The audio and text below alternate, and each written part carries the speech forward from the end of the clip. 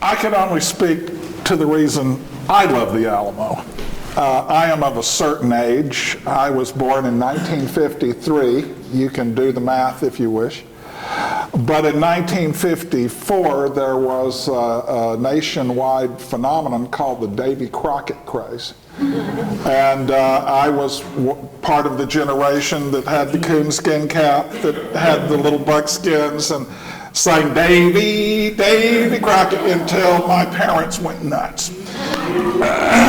And that started it, I suppose. Then, of course, 1960, when I was in the second grade, John Wayne's epic film, and boy, I was completely hooked after that. Now, those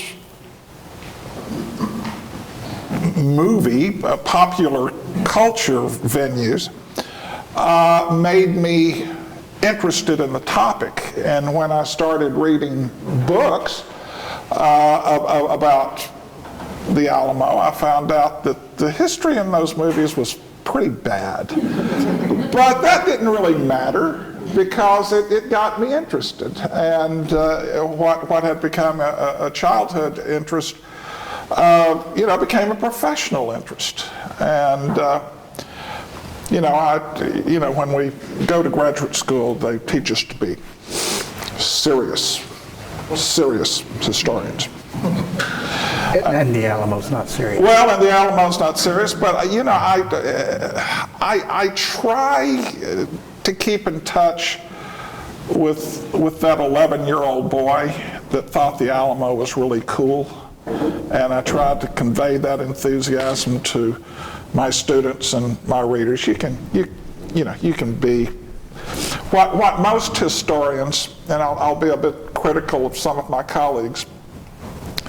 What some of my colleagues think being a serious historian is being a humorless historian, and we've got too many of those.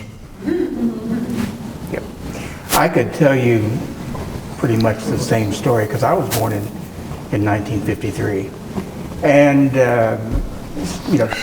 same love of history.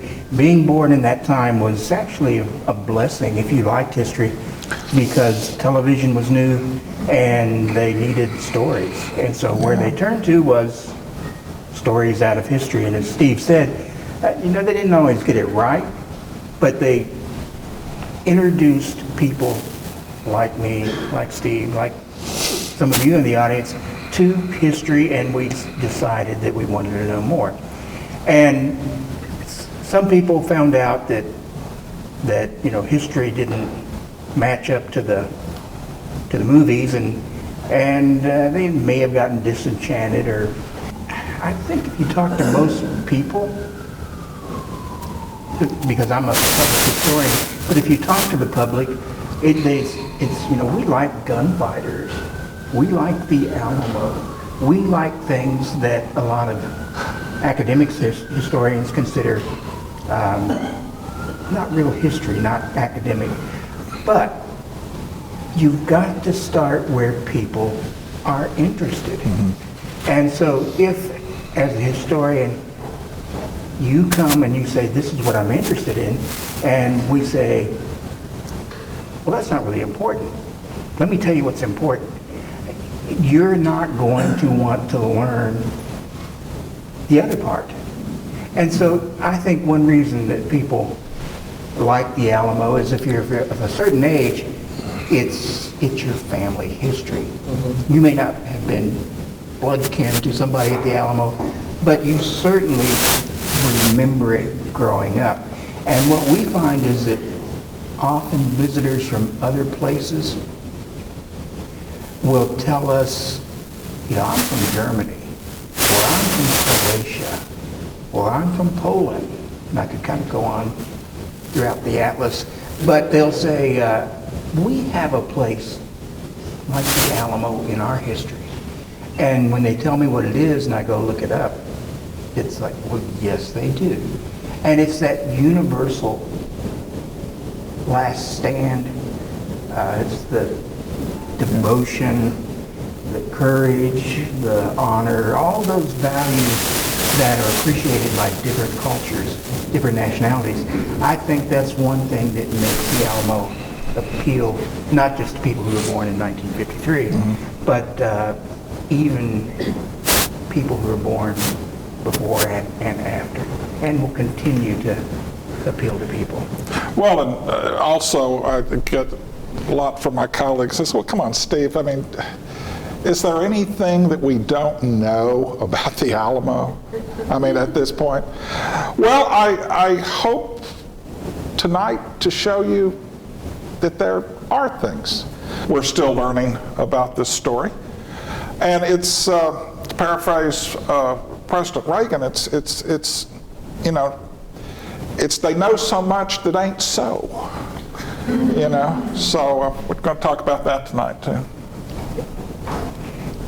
Dr. Hardin, Yes, sir. do you know where Fess Parker went to college? Well, I know he was born in San Angelo. Did he go to Angelo State? Hardin Simmons. Hardin Simmons!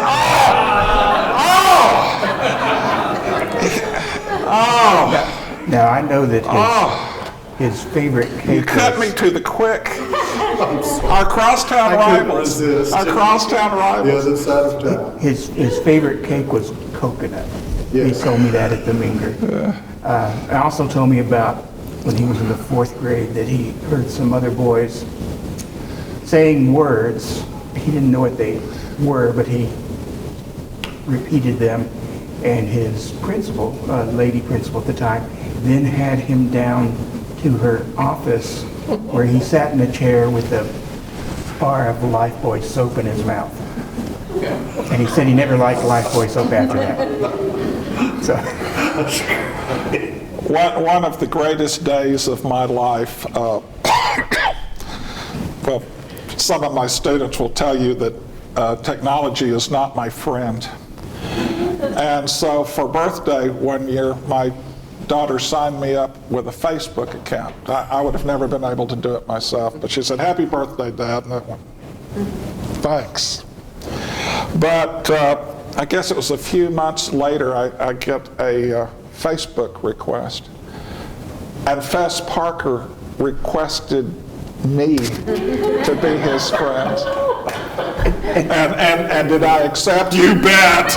You bet! So we were Facebook friends till he died. I think that goes to why people like the Alamos, because you got identifiable characters. It could be the historical version of them that, yeah, I think I would have liked David Crockett. I think I would have liked Travis. I think I would have liked Bowie or somebody else. But then we also associate them with people like Fess Parker or with John Wayne. Or Billy Bob Thornton. Or Billy Bob Thornton. And so it has multiple layers as to why you can like the Alamo. Now, why you can dislike the Alamo is that we're sort of we have been in a culture war for a long time. And it is sometimes at the center of it that I don't like what it represents, therefore I don't like the Alamo.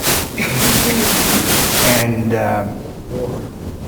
but what we tend to find is, being here on the site, is that if people don't like the Alamo, they usually don't come to the Alamo. So they're out there, we just don't necessarily get a chance to change their minds and tell them that there's something here worth knowing.